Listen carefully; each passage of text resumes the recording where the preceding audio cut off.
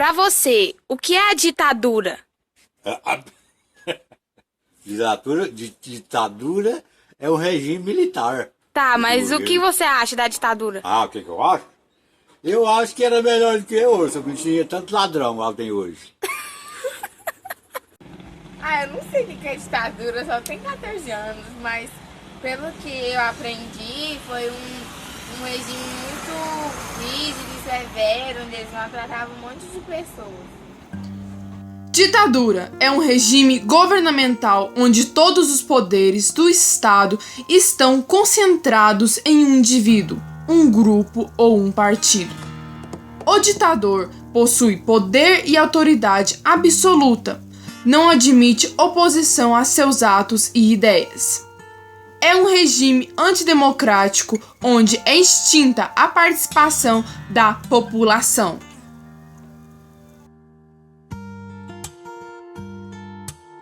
A ditadura militar no Brasil teve seu início com o golpe militar de 31 de março de 1964, resultando no afastamento do presidente da República, João Goulart, e tomando o poder o Marechal Castelo Branco.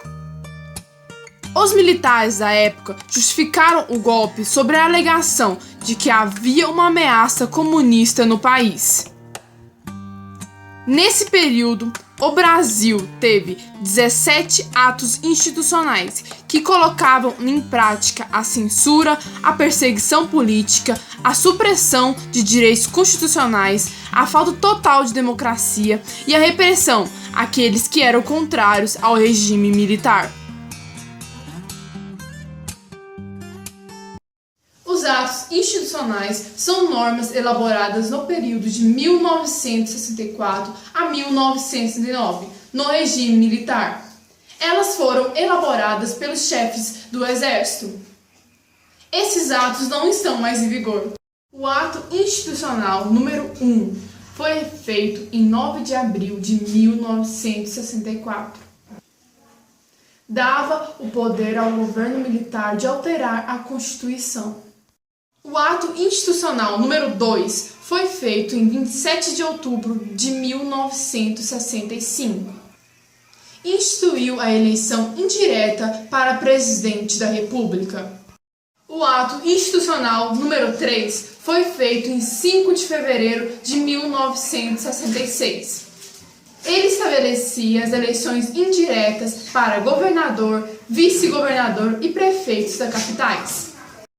O ato institucional número 5 foi feito em 13 de dezembro de 1968. Esse ato proibia qualquer tipo de manifestação, oficializando assim a censura. Qual era o papel desempenhado pelas mulheres durante o período militar? Como era a vida delas?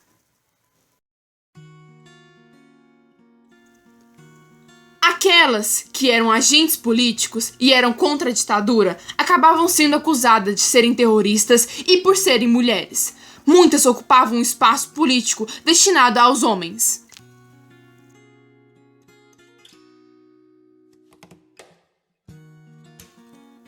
A história das mulheres ganha seu espaço a partir da década de 1970, com os movimentos feministas.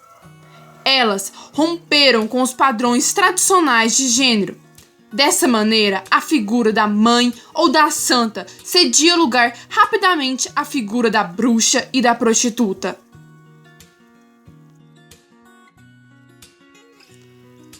Durante a ditadura, muitas mulheres desapareceram, foram sequestradas, presas pelas forças repressivas. Sofriam torturas, exemplos, os choques elétricos, foram violentadas, mutiladas, apesar de, muitas vezes, homens e meninos também serem vítimas desse tipo de tortura, pois esse regime proibia qualquer ato contra o governo. Mas as mulheres sofriam a tortura baseada no gênero, em que eram insultadas, humilhadas e ainda sofriam ameaças sexuais.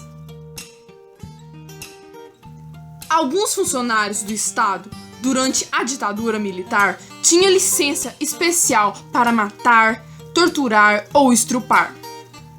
Aquelas mulheres militantes que eram contra a ditadura eram vistas como desviantes e, apesar de renegarem sua natureza, ousando ocupar o espaço da luta política. O fim da ditadura, que ocorreu nos anos de 1960 e na década de 1970, aumentou a atuação do feminismo.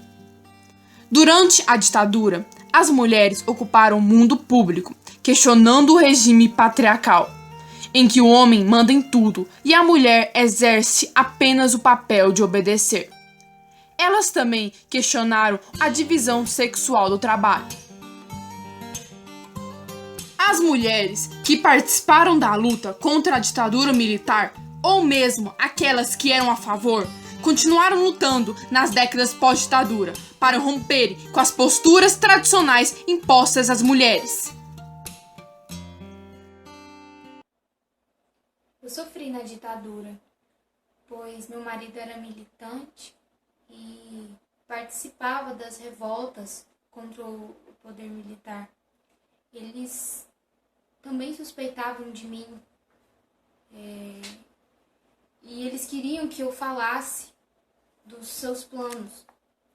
Eu fui interrogada, fui torturada, e não apenas por ser esposa de um cara contra a ditadura, mas também por ser mulher.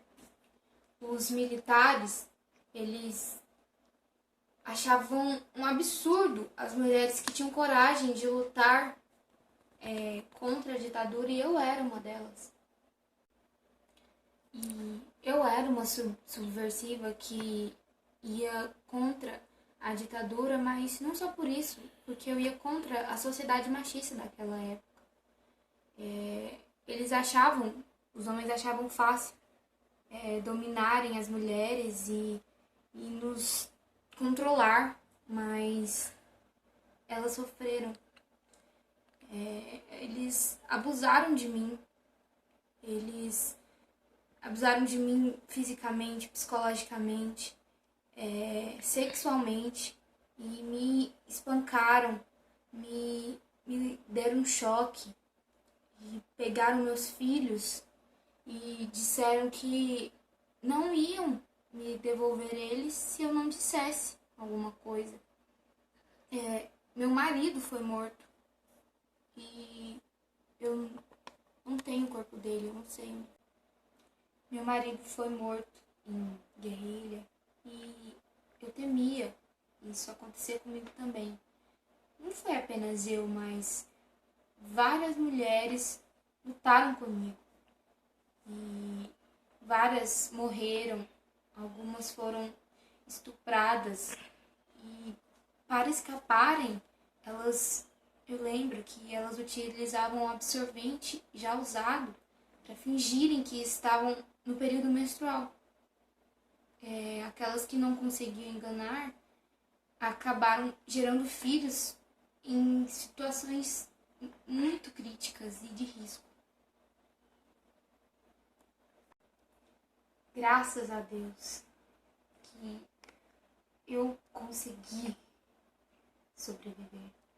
E, sabe, eu fico muito feliz de ver hoje muitas mulheres lutando pelos seus direitos.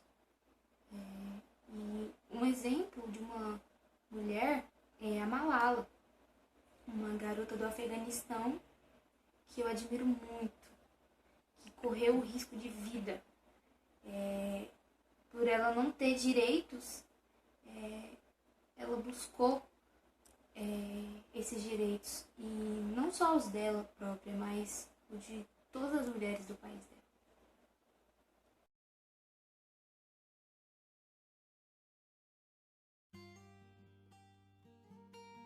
Antes de conhecer a Malala, devemos conhecer a história de seu país. O Paquistão é um país de ideologia extremista, onde as mulheres não têm direito algum.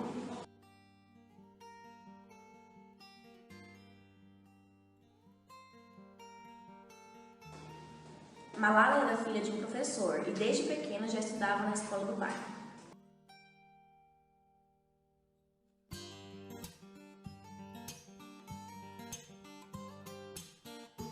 Ainda jovem, ela não se calou e lutou, deu entrevistas que expunham suas ideias, que era defender os direitos das mulheres e chegou a ganhar alguns prêmios.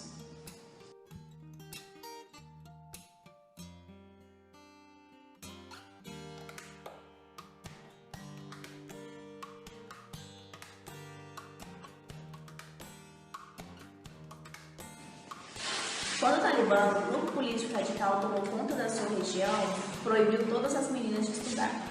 Um dia, ao caminhar para a escola, Malala foi atingida na cabeça por tentar dar lugar às mulheres em seu país. Por exemplo, as mulheres não poderiam sair na rua sem a companhia de um homem. Malala foi gravemente ferida, ficando entre a vida e a morte.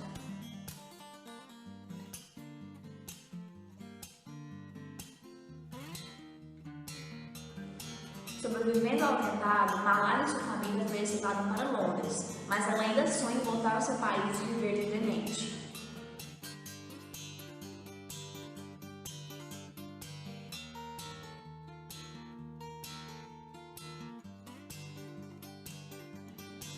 Por sua grande coragem, ela ganhou o Prêmio Nobel da Paz de 2014, com apenas 17 anos, tornando-a a pessoa mais jovem a ganhar esse prêmio.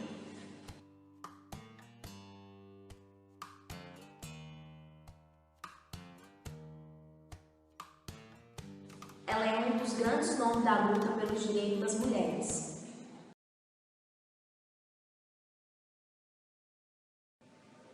Como Malala, Frida foi uma mulher que se destacou por não se contentar com a realidade e os padrões impostos às mulheres. Frida nasceu em Culiacán, no México, em 1907. Mas gostava de dizer que nasceu em 1910 por ser o ano da Revolução no México. Desde pequena, teve complicações em sua vida, como a poliomielite aos 6 anos e um acidente de ônibus aos 18 anos. Teve fraturas em inúmeras partes do seu corpo, interferindo em suas futuras gestações. Enquanto ela se recuperava do acidente, ela começou a pintar, mesmo em cima do seu leito. E ela gostava de se autorrepresentar, pois dizia: "Eu pinto a mim mesma, pois sou a quem melhor conheço."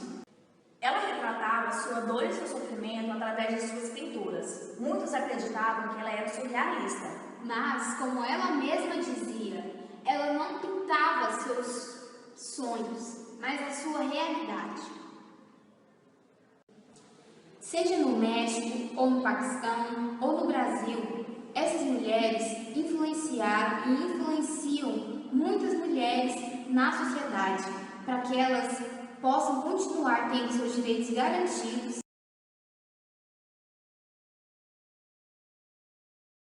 Estou a falar sobre Frida porque ella se vestia com vestidos de colores, aunque tenía una vida que haría con que muchas mujeres se vestissem de luto, pero ella preferiu vestir-se de flores.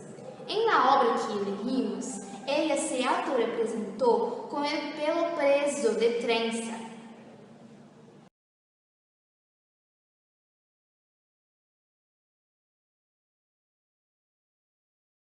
En la parte superior de la cabeza, que solo fue utilizado por las mujeres que se consideraban poderosas en las tribus amerindias del México.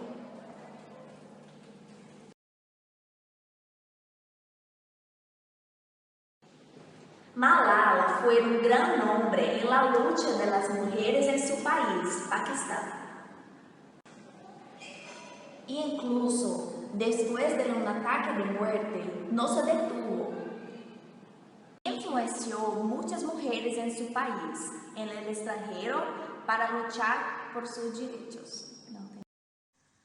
O trabalho integrado nos ha parecido muito interessante porque ganhamos nota em muitas disciplinas e nos ajudou muito.